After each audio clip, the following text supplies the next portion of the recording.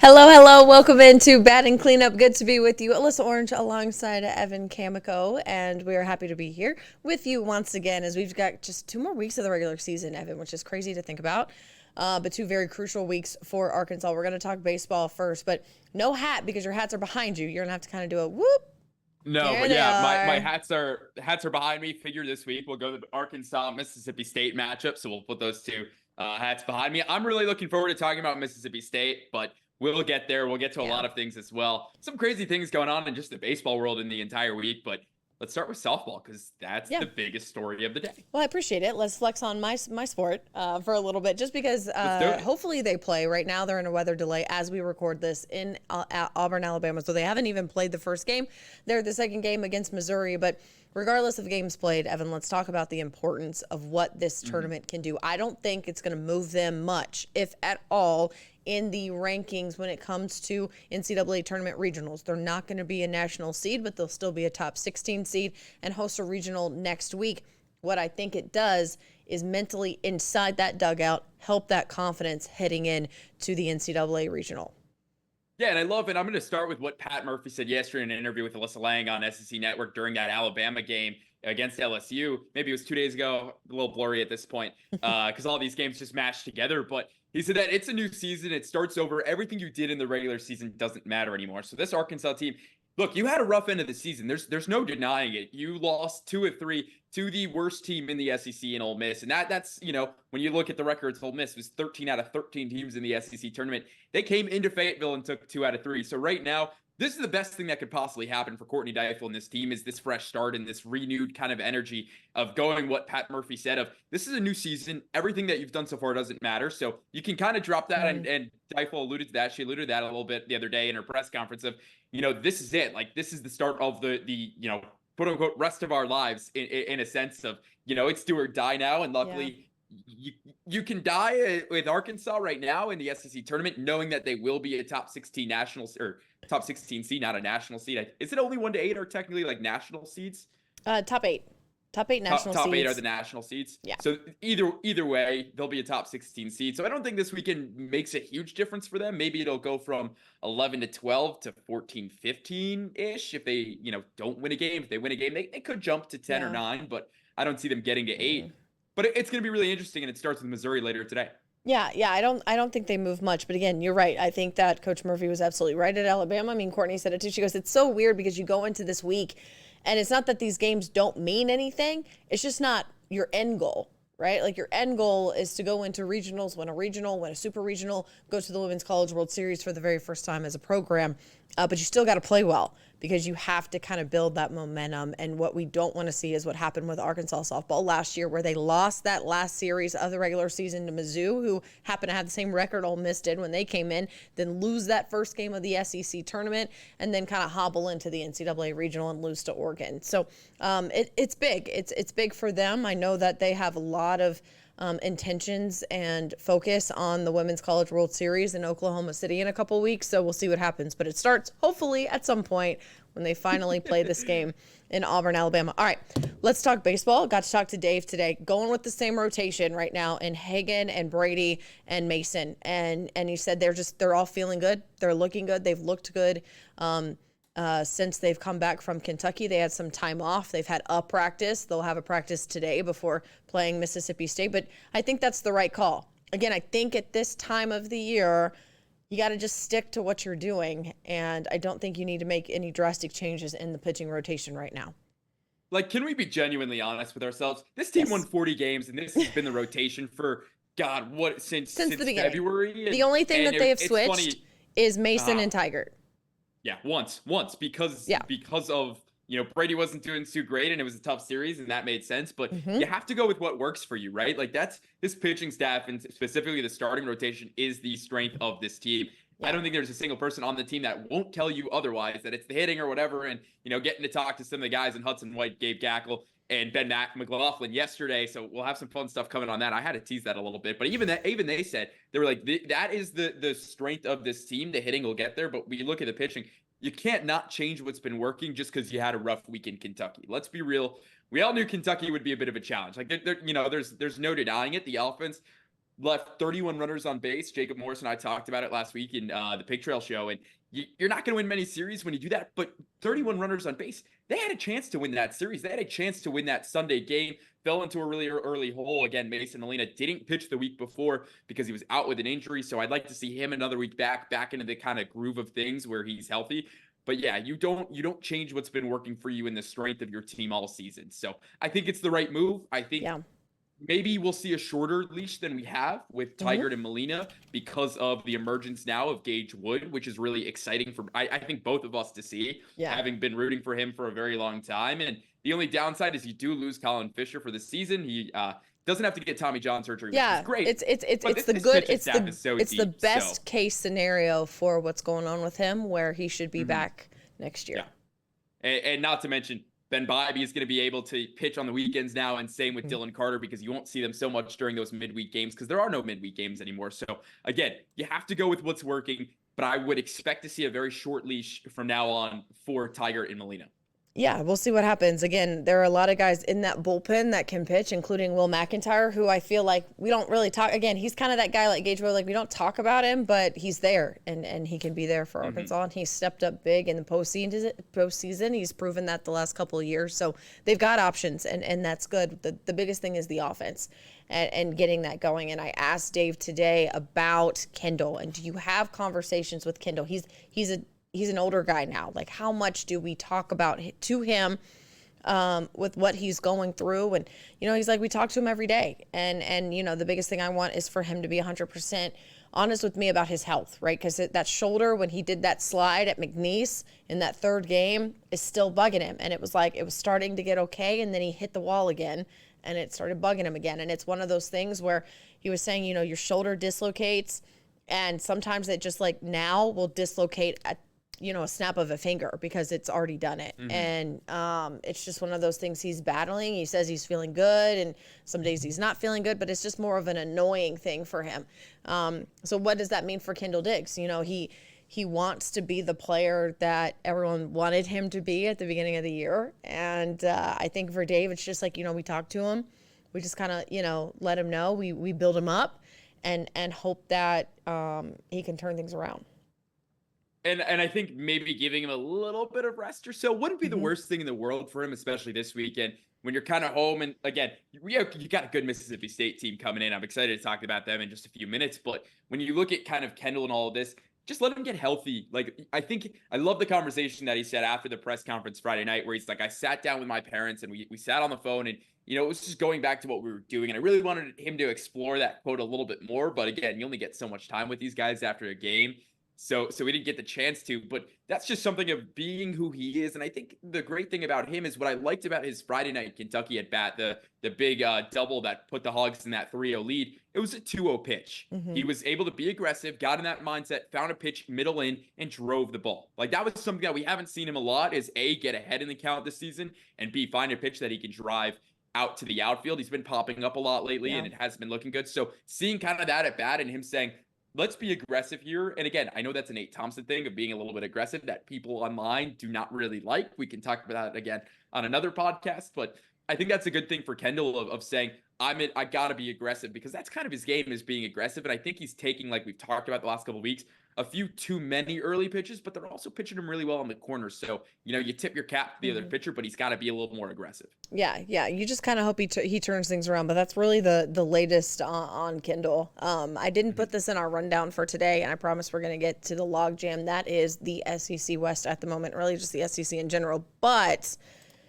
I just want everyone to know, Hagan now has 125 Ks on the season. It's very important. He is now currently tied at 5th. I was so off. Oh, you were so off. I was texting him last week like, so Kentucky doesn't strike out much. Oh, well, now we're up to 9, and we're 2 innings in. So 3 innings in. So it's okay to be wrong. That was a rough one. It's okay to be wrong. I just say, you know what? The metrics said otherwise. All you have to do is say, I'm wrong. And I was wrong. And we move on. Wrong. It's fine. Yeah, it's okay. It's okay. But he is tied right now in 5th place overall in the record books with Isaiah Campbell at 125. So his next mark is 128. I think he surpasses that. And he could jump all the way to 3rd if he gets past 128. right behind Nick Schmidt at 145.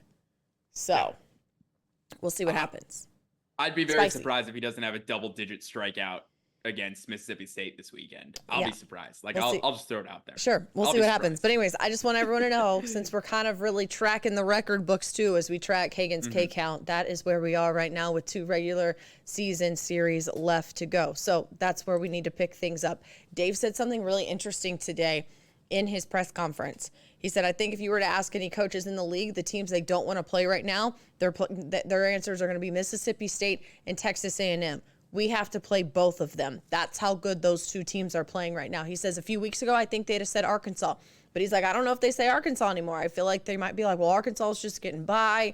You know, you get past Hagen Smith game, you got a chance. And he's like, that's just the reality. He's like, and I'm real. And that's where we are right now. And, you know, you got to kind of look at it and take it for what it's worth. But that's what they're facing. And when you look at the records right now and the standings with Arkansas, they're still number 1 in the West at 17-7, but A&M is a game back. Mississippi State is 3 games back. I mean, you're Mississippi State, and you're like, look, we could walk into Fayetteville, sweep Arkansas, and be right up there at the top of the SEC West standings. I mean, that is how tight things are. That's how this weekend is so big for Arkansas. And it's funny because Mississippi State fans on March 3rd were tweeting fire Chris Lemonis. Like that I think is just the hilarious part of all of this is now the SEC West is really a 3-team race right now, and it's Kentucky, or excuse me, not Kentucky. I'm looking at my cheat sheet right now, but it's Mississippi State, A&M, and Arkansas. You have those 3 teams at the top, and this is a Mississippi State team, and we'll talk a lot about A&M next week. We have the road trip. We'll be in A&M next week, which will be a lot of fun. But you can't overlook this Mississippi State team. The thing that you can take a deep breath out if you're a Hog fan is because it is here in Fayetteville. And this team, we know this team, and we know how good this team is at home, having only lost 3 games this season at home. So we know how good the home record is for Arkansas. So that gives you a little bit of solace, just 2. So I was right on my first guess. Shouldn't have second guessed myself. But look, here's the thing is I can't wait for this Friday night matchup between Cale Stevens, who's a Purdue transfer to the Mississippi State ace right now, and Hagen Smith. That's going to be a really, really fun matchup. Because and again, Hagen has the edge. You know, Cale isn't where Hagen is, but is still a very good Friday night starter in the league. 2.77 ERA, 6-3 as of last week's stats, and also a Purdue guy. So I don't, you know, a little bit more for me because I kind of hate him a little bit more. That's an IU flex, if anyone was curious. It is an Indiana flex. That's a Big Ten rivalry that you guys can all learn about if you follow me on Twitter. But it's an interesting game against Mississippi State because this is a team that's led on the field by Dakota Jordan, one of probably the more fun players in the SEC. And they have some really good depth as well. Logan Kohler's played really well. He's hit 4 home runs in the last 2 series. Look, they beat Bama at home, which is great. The dude is one of the coolest ballparks that I still want to get to and have not been yet. Their number 2, Gerangelo, I don't know if I can pronounce his last name right. I think that's going to be a little hard. Sagenti? That's a tough one.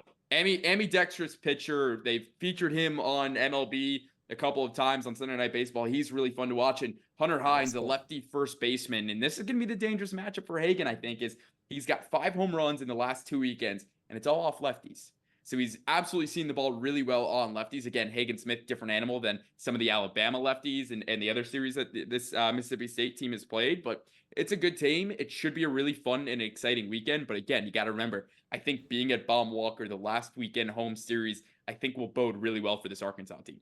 Yeah, I think so. I mean, it's going to be interesting because, again, it just so much hinges on these next 2 weekends, not just in the West, but just in the league overall, because Kentucky coming out of that Arkansas series 18-6, so they've got a 1-game lead on the SEC as a field, and Arkansas tied with Tennessee, which could make some people cringe a little bit if you're listening, at 17-7. It's interesting, Georgia's dropped. They're 13-11 right now, so I don't really see them contending for the East. But the thing about Georgia too, and sorry to cut you off. Yeah, no, you're good. They're hot. Charlie Condon's hitting really well, and that Georgia team has only gotten deeper as the season's gone. Their pitching is getting a lot better, especially they're kind of starting to establish a rotation for the weekend. So that's a dangerous Georgia team that I wouldn't be surprised if they do host. And what's funny about when we talk postseason really quickly, the Fayetteville Regional is supposed to be 5 according to Get1 Baseball.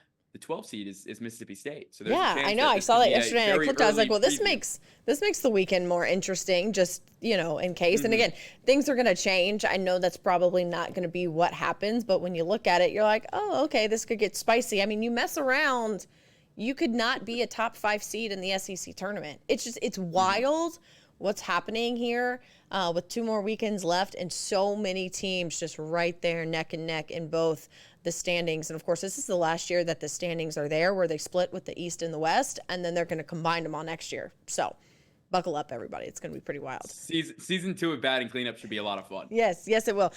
If we get a season 2. Yes. So that's going to be exciting. Excited to always have Mississippi State. The Mississippi schools are always just really fun to play when you play them in baseball, and makes things really, really exciting. Moving on, it's Mother's Day on Sunday, which we always go into Father's Day in Omaha, which is always fun because it's Father's Day and it's in Omaha.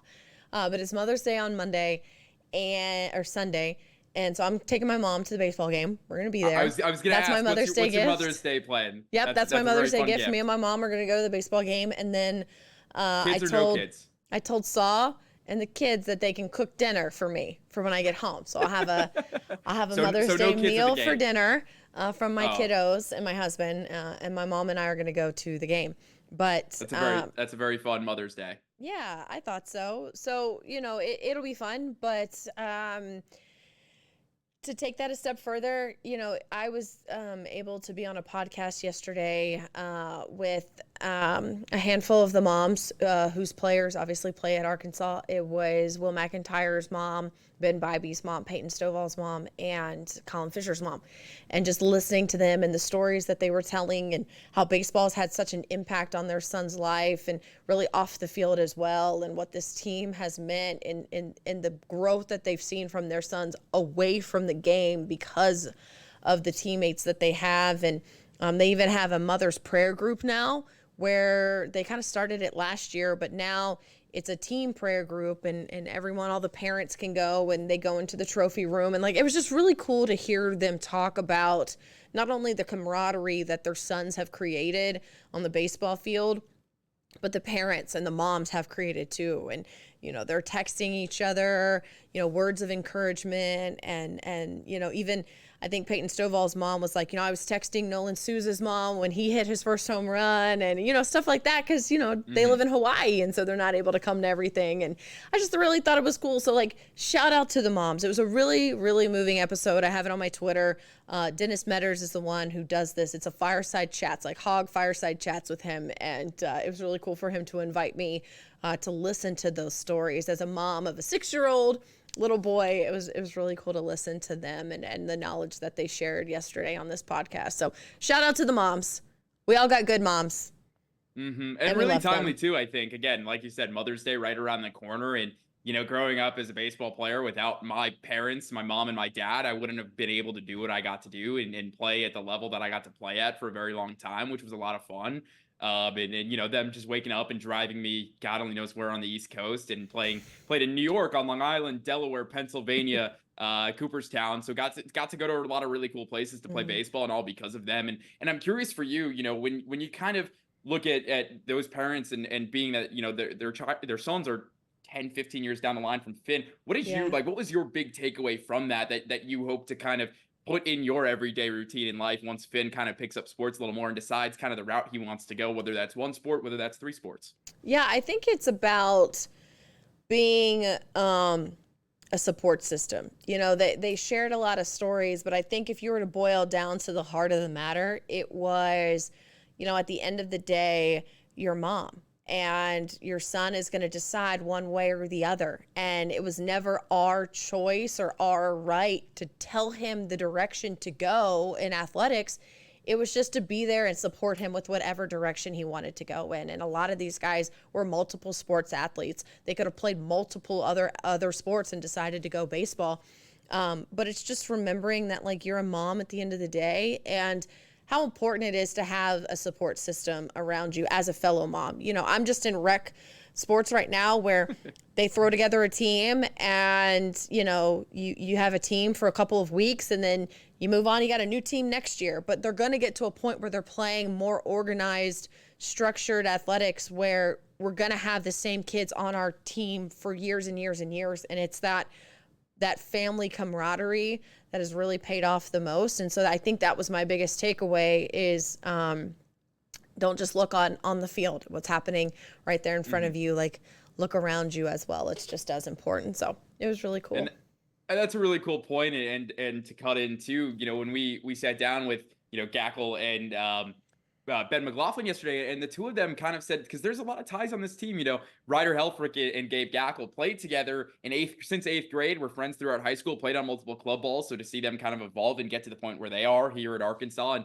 again, McLaughlin and Will Edmondson both were at Hutchinson Community College and both made their way over to Arkansas in the SEC. So I think that's allowing kind of the opportunities to come and being patient as a parent is in my outside view was very great for my parents, and they didn't push me to do anything that I didn't want to do or couldn't do, and that I think is the best way. So it's really interesting to hear those conversations with those moms, and when their kids are at a lot higher of a level at baseball than I ever was. Yes. So.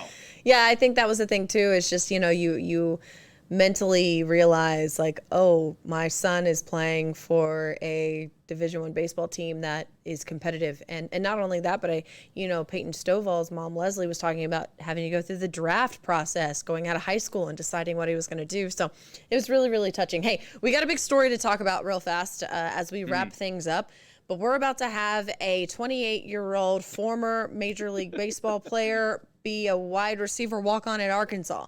And this dude is a dude. Like, you watch his video and you're like, that is a grown man. I mean, he is. He's 28 years old. About to walk into the locker room at Arkansas and be a walk-on wide receiver.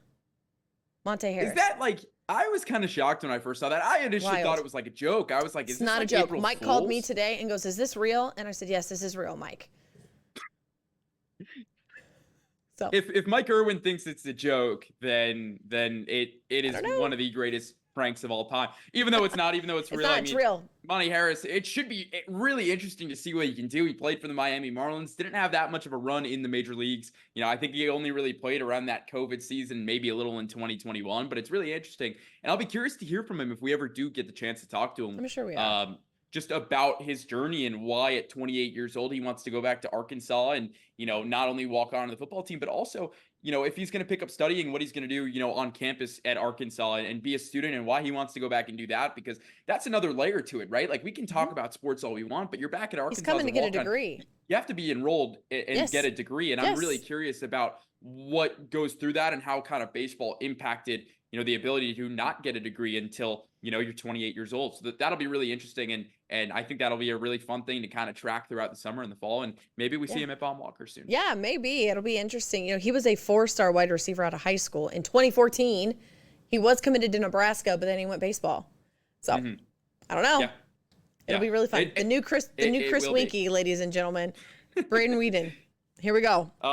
One more thing before we go. Yeah. Paul Skeens set to make his major league debut this Saturday. I don't know if you heard yet. I think I told you yesterday. Unfortunately, it will come against my Cubs, which is a disappointment. But if you kind of look at Skeens and then compare that to where Hagen is, I got to tell you, maybe it's less than a year from now you see Hagen in the majors, just comparing. But of course, Major League Baseball is going to blow that up because of, Livy Dunn and get all that publicity over there in Pittsburgh to watch Paul. And nothing but the best to Paul, but I hope he gives up a bunch of home runs and Cody Bellinger takes a yard twice on Let's Saturday. Get a belly bomb. Woo! We need some belly bombs. We need some belly bombs back. I love it. There was an electric belly bomb the other night, I'll tell you that. Okay. That's fine. Shohei Ohtani hitting all the home runs. Oh, that was about to say. Sorry, we're not the highest payroll in baseball and can basically, just buy ourselves a 2024 World Series championship rings instead of having to go play for one. You still have to win the games, all that money. You Evan. might as well just cheat the game and you still have to win the games, Evan. We're crowned. Yeah, I know. You still have to win the games, Evan. Sorry, some of us and their owners don't want to go after all of this these top talent. All right. We hear you. You know what? Come back. We'll circle back in October. October. PTN batting cleanup special. Batting cleanup, postseason edition, post World Series edition. We'll talk all about it. Awesome. Thank you so much for joining us. We love having you every single week for Batting Cleanup. I'm Melissa Orange. He is Evan Kamiko. We will see you next week for the final regular season matchup where Evan will join us from College Station. Ooh, College Station. Can we call it a Colt, or we're not allowed to do that yet? Nope, not yet. Oh, okay. Okay, afterwards. After. Okay, bye everyone. Bye.